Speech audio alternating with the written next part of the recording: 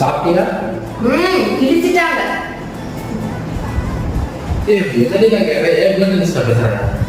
உங்க அம்மா சண்டை கட்டிட்டே இருக்குது. என்ன சொன்னாலும் கேட்க மாட்டேங்குது. நான் எதுவும் பண்ணா சுமாரும் எதுவும் பண்ணிட்டே இருக்குது. நீ இல்லாதப்போ ஒரே சண்டை தான்.